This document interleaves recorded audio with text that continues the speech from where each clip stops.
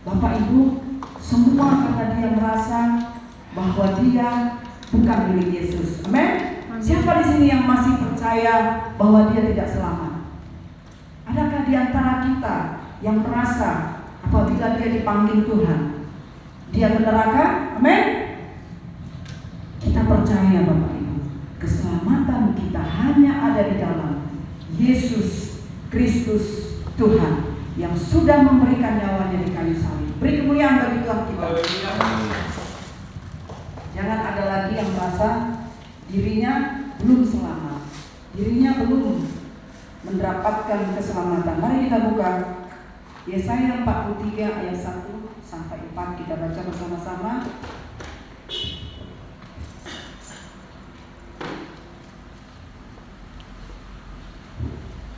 Yesaya 43 ayat 1 dan 4.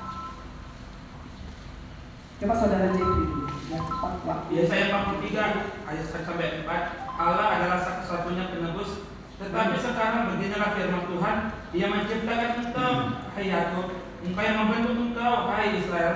Jangan takut, sebab aku telah menebus engkau. Aku telah memanggil engkau dengan namamu. Engkau ini kepunyaanku. Apabila engkau menyeberang melalui air, aku akan menyertai engkau, dan melalui sungai-sungai, dan engkau tidak akan dihanyutkan. Apabila engkau berjalan melalui api, engkau tidak akan dihanguskan, dan nyala api tidak akan membakar engkau. Sebab akulah Tuhan Allahmu yang Maha Kudus, akulah Israel, juru selamatmu. Engkau menebus engkau dengan Mesir, dan memberikan Ethiopia dan yang sebagai gantimu. Oleh karena engkau berharga di mataku dan mulia, dan aku ini mengasihi engkau, maka aku memberikan manusia sebagai gantimu dan bangsa-bangsa sebagai ganti nyawamu. Amin. Amin. Allah adalah satu-satunya penebus kita. Amin. Di sini menceritakan tentang bangsa Israel yang menyeberang, ya. Tetapi sekarang beginilah firman Tuhan yang menciptakan engkau, hai Yakub, yang yang membentuk engkau, hai Israel. Jangan takut. Amin. Jangan takut. Dan saat ini saya berbicara kepada Bapak Ibu, jangan takut. Jangan takut. Hari-hari ini kita banyak merasa ketakutan. Apalagi kalau kita lihat bencana, ya. Di sana sini bencana, ada banjir bandang, ada gempa bumi, tanah longsor. Wajar kedadingan kita merasa takut karena kita melihat, wah, ada apa ini? Apakah ini mau tanda-tanda akhir zaman? Tetapi anak Tuhan yang sudah menerima keselamatan, yang sudah percaya bahwa Yesuslah Tuhan dan Juru Selamat, Bapak Ibu, jangan takut. Kalaupun kita dipanggil Tuhan, kita akan ditempatkan di tempat yang kekal, yaitu surga. Bagi orang yang percaya, yang masih ragu dirinya selamat atau tidak, ya, itu masih perlu dipertanyakan. Di mana Yesus?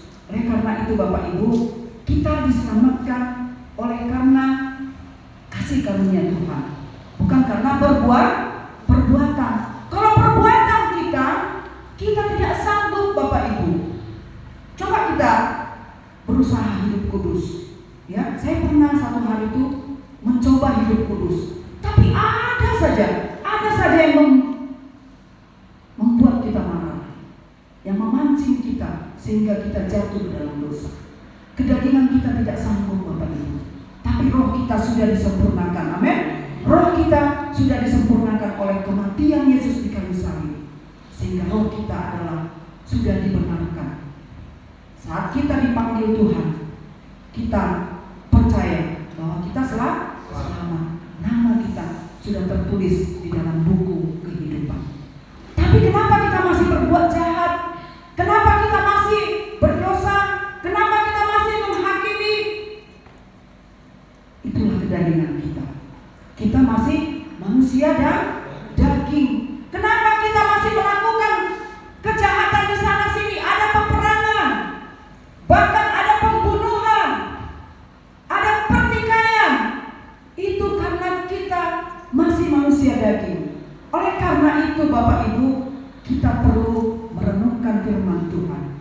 Kita perlu mendengarkan firman Tuhan, karena kita berharga di matanya. Meskipun kita manusia yang penuh dengan kejahatan, manusia yang penuh dengan kedagingan kita lemah. Tapi pengampunan selalu ada dalam Tuhan Yesus. Beri kemuliaan bagi Tuhan.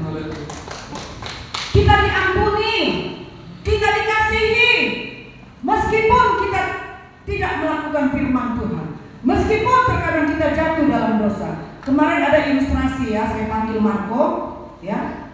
Marco kemanapun si Brian pergi, Brian adalah mewakili diri kita. Kemanapun Brian pergi, Tuhan Yesus selalu ikut. Kemanapun kita pergi, Tuhan selalu menyertai kita. Bahkan di saat kita jatuh ke dalam dosa, Yesus pun tetap ada bersama kita. Amin. Oleh karena itu Bapak Ibu, investasi surgawi adalah kita mendapatkan tiket. Amin. Mendapatkan tiket itu seperti kita mau naik pesawat terbang. Amin. Kita mau naik pesawat terbang, kita membeli tiket. Kita beli tiketnya di Kuala Namu. Kita bawa tiketnya. Inilah melalui tiket ini kita dinyatakan selamat. Kita sudah menerima kasih karunia Tuhan. Kita sudah menerima kebaikan Tuhan. Bukan karena kebaikanmu, bukan karena kekudusanmu, bukan karena pemberianmu, bukan karena pengorbananmu. Amin. Tetapi semua oleh karena karya Yesus di kayu salib yang menyelamatkan Bapak, Ibu dan saya. Amin. Kalau nanti kita di sorga, Petrus ada di pintu sorga. Kenapa kamu masuk sorga? Dia bertanya, oh karena saya melakukan kebaikan, saya sering memberi, saya sering melakukan ini, saya sering menolong orang. Bukan, saya diterima masuk ke sorga oleh karena karya Yesus yang luar biasa di kayu salib. Dia rela tidak berdosa menjadi berdosa. Dia rela mati untuk menebus dosa Bapak, Ibu dan Saudara. Beri kemuliaan bagi Tuhan kita. Pengorbanannya sungguh besar, karyanya sungguh luar biasa. Amin. Yesus sangat mengasihi kita. Oleh karena begitu besar kasih Allah akan dunia ini, sehingga Ia mengaruniakan anaknya. Kita diciptakan sangat dahsyat. Kita diciptakan segambar dengan Allah. Sedangkan binatang aja tidak dikasihi. Amin. Apakah binatang selamat? Lihat binatang, kalau dia mati dikuburkan. Kalau manusia mati, rohnya diangkat ke surga. Tubuh kita yang binasa, tapi roh kita terangkat ke surga, diganti dengan tubuh kemuliaan Bapak Ibu. Oleh karena itu di surga tidak ada lagi tangis, tidak ada lagi kesengsaraan, tidak ada lagi kesusahan. Oleh karena Yesus sudah memperdamaikan kita dengan Allah. Kenapa kita diciptakan Tuhan? Sangat dahsyat. Kita diciptakan segambar dengan Tuhan. Bagaimana wujud Tuhan, begitulah wujud kita. Kita punya perasaan, kita punya pikiran, kita punya roh, kita punya tubuh jasmani. Yang kemarin saya khotbah refreshing rohani. Kita menyenangkan jiwa, menyenangkan pikiran. Tetapi apabila kita mendengarkan firman Tuhan saat ini, Bapak Ibu datang ke tempat ini adalah untuk memberi makan rohani, karena rohani kita perlu dikasih makan, kita perlu dicas lagi seperti baterai HP ya. Kalau dia sudah lowbat, dia nggak cas lagi Bapak Ibu. Oleh karena itu kita perlu mendengarkan firman Tuhan, kita perlu beremosi, kita perlu seperti tadi malam kami yang menyembah luar biasa ya. Sampai kita merasakan seperti ada di dunia yang lain Bapak Ibu. Sepertinya surga terbuka mendengarkan pujian penyembahan. Coba kalau nggak percaya Bapak Ibu, kita di rumah menyembah Tuhan, bernyanyi bagi Tuhan, sepertinya ada hal-hal yang supranatural terjadi. Karena kita bukan berasal dari dunia ini, kita berasal dari surga. Roh kita akan naik ke surga. Kita juga nanti di surga akan bernyanyi menyembah Tuhan. Oleh karena itu kita harus percaya diri. Amen. Jangan ada yang merasa dirinya nggak berharga. Karena kita ditebus oleh darahnya yang mahal, darah Yesus, siapa yang mau memberikan nyawanya untuk orang lain? Tidak ada kan Bapak Ibu?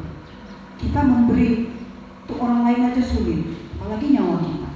Selain Yesus, karya Yesus di kayu salib sudah cukup untuk menebus dosa kita. Jangan ada lagi yang merasa, aku gak punya orang tua, aku dari kecil hidupku tertolak, aku sering dibeda-bedakan kasih sayangnya. Mama saya tidak sayang sama saya, bapak saya gak sayang sama saya. Seperti Nabi Daud ya, dia tidak disayangi oleh orang tuanya. Bahkan ketika ketika Samuel datang ke rumah orang tua Daud, yaitu Isai tidak memperhitungkan Daud. Isai hanya menunjukkan anak-anaknya yang perawakannya tinggi, yang tampan, tapi dia tidak melihat Daud. Daud adalah orang yang tidak disayangi oleh orang tuanya. Dia disuruh mengembalakan kambing domba. Dia tidak pernah diperhitungkan oleh orang tuanya. Tetapi Yesus memperhitungkan dia. Amin. Yesus tahu ini adalah anak-anak yang tidak diperhitungkan. Ini adalah anak yang tidak adil. Dia selalu disuruh orang tuanya menggembalakan kambing domba. Tapi pengalaman Daud membuat dia menjadi raja. Dia sudah diperlengkapi Tuhan ketika dia menghadapi harimau, ketika dia menghadapi singa, ketika dia menghadapi berbagai macam binatang buas yang ada di tempat penggembalaan kambing domba. Daud selalu mengandalkan Tuhan. Bukan karena kekuatannya Bapak Ibu. Dia bisa melawan singa, dia bisa melawan harimau oleh karena kuasa Tuhan. Daud adalah orang-orang yang rajin menyembah Tuhan, rajin berhubungan dengan Tuhan. Amen. Daud adalah orang yang rajin memuji, meninggikan nama Tuhan. Bahkan Daud pada saat mengembalakan kambing domba, dia membawa kecapi. Yesus melihat Daud. Dia melihat Daud yang begitu baik dan dia selalu taat kepada Tuhan. Itulah orang-orang di perjanjian lama ketika Yesus belum ada.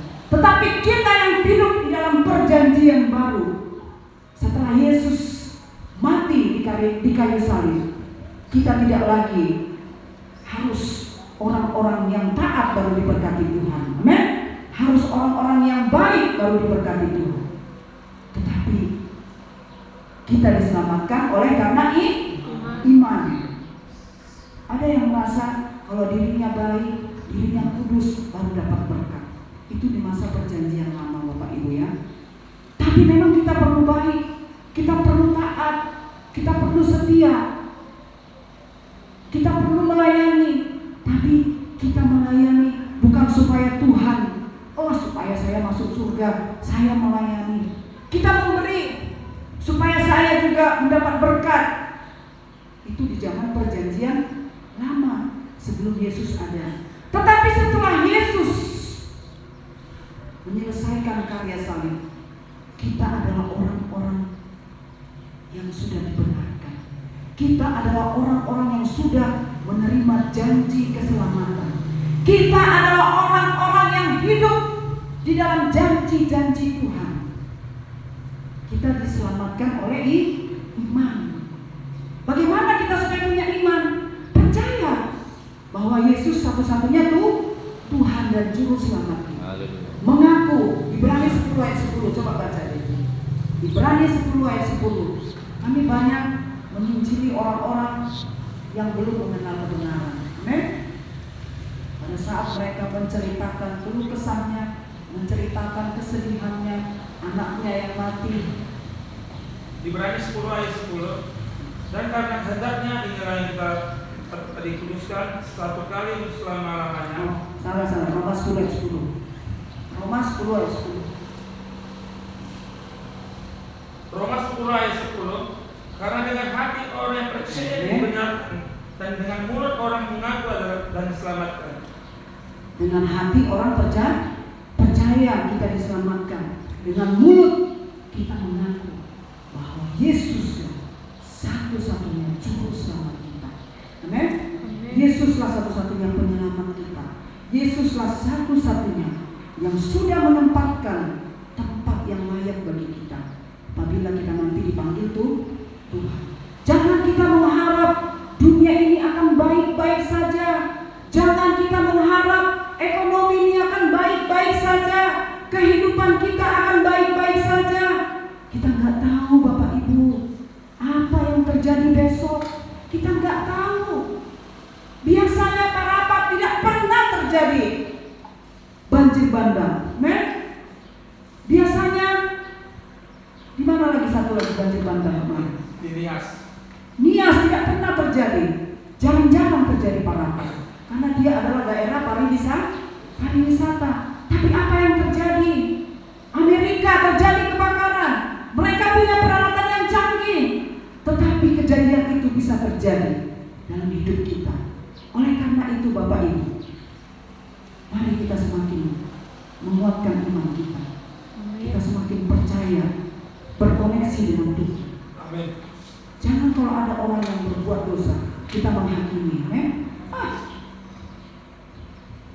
Dia itu nanti saya sumpah. Tuhan kita bukan Tuhan yang menyumpahi. Tuhan yang kita kenal adalah Tuhan yang pengasih. Kalau kita melakukan sumpah kepada orang-orang, itu bukan Tuhan Yesus. Amen? Itu bukan Tuhan Yesus. Kita harus sadar, kita memang sudah ciptaan baru. Ketika kita dibaptis oleh Bapak Gembala, kita sudah mematikan kedagingan kita.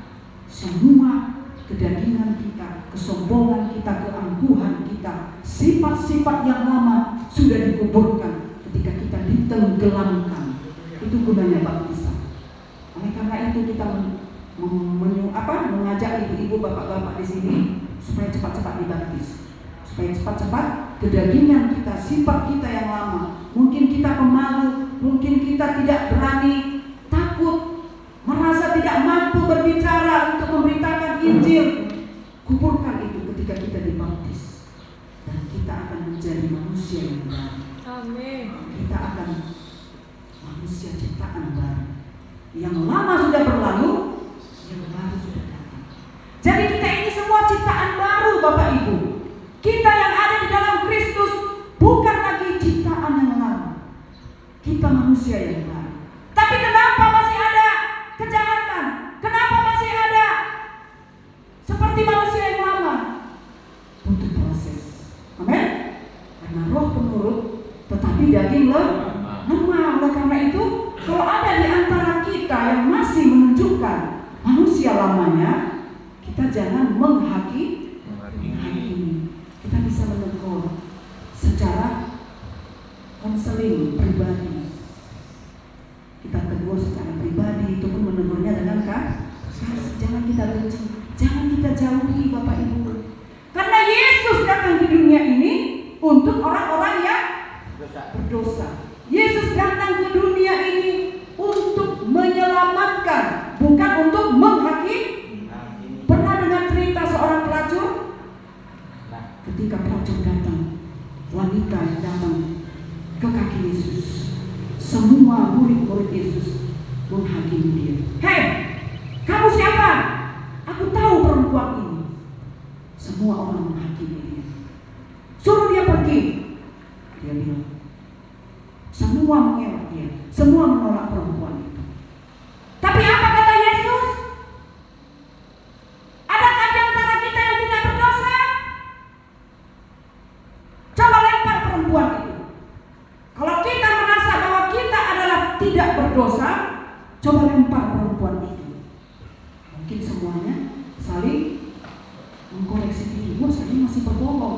Oh, saya masih marah. Oh, saya masih mau mencuri. Dosa kecil sama dosa besar sama enggak? Sama. Akhirnya Bapak Ibu, semua yang mau melempar perempuan itu pun pergi. Karena Yesus sendiri pun tidak mau menghakimi. Amin? Jadi Yesus datang ke dunia ini untuk menyatakan kasih-Nya. Karena begitu besar kasih Allah akan dunia ini, sehingga Ia mengaruniakan kepada kita. Siapa yang dikaruniakan? Anaknya yang tunggal. Apakah Allah tidak menyayangi anaknya? kasih Yesus. Tapi kenapa dia memberikan Yesus untuk turun ke dunia ini? Karena dia juga mau kita tidak binasa. Amin. Kita diciptakan dengan sangat sempurna. Dia tidak mau kita masuk ke neraka. Dia mau kita itu selamat semuanya. Itulah keinginan Tuhan. Oleh karena itu Bapak Ibu, kita banyak melihat, mungkin di Facebook ya, ada seorang anak ya, dia di rumah sakit, ayahnya meninggal, dia sangat menangis. Ayah, siapa lagi orang tuaku ayah? Karena ibunya sudah meninggalkan dia. Ketika di rumah sakit ayahnya meninggal, ada yang men-share-kannya ke Facebook. Semua mata melihat. Masih kecil, mungkin dia masih kelas 3 SD. Hanya tinggal satu-satunya ayahnya yang hidup. Itu pun dipanggil Tuhan, Bapak. Ya, dia menangis, terseduh-seduh. Siapa lagi yang menolong aku, ayah? Siapa lagi yang mengurus aku? Sangat sedih, Bapak. Tapi Tuhan baik. Dia mengirimkan orang-orang. Mungkin yang satu marga dia ya, hatinya tergerak. Itulah luar biasa orang Batak, men. Kalau dia melihat satu marganya tergorak mudanya, men, itulah. Ada baiknya juga ya, persaudaraan orang Batak. Kalau dia merasa satu marganya, dia merasa anak itu anak dia, langsung ada yang komentar. Saya mau mengurus anak itu, saya mau mengambil anak itu, saya mau menyekolahkan dia, membesarkan dia. Berebut-rebut ya. Banyak yang mau. Mungkin yang berpangkat ya, ada juga polisi ya, saya lihat di situ. Itulah. Siapa yang menggerakkan hati mereka? Kalau bukan Yesus. Jadi Bapak Ibu, jangan kita merasa, mamaku dari dulu susahnya. Mungkin aku pun susah juga lah. Mamaku dari dulu cepat matinya. Sudah keturunan kami mati muda semuanya. Jangan ada yang beranggapan demikian. Karena Yesus datang untuk mengubah hal yang buruk menjadi baik. Mungkin masa lalu kita kelam, mungkin masa kecil kita kelam, tapi hanya Yesus yang sanggup mengubah masa lalu yang kelam menjadi lebih baik. Banyak contoh-contoh yang sudah kita lihat. Karena ini mengandung Facebook ya, banyak hal-hal yang Tuhan kerjakan dengan luar biasa.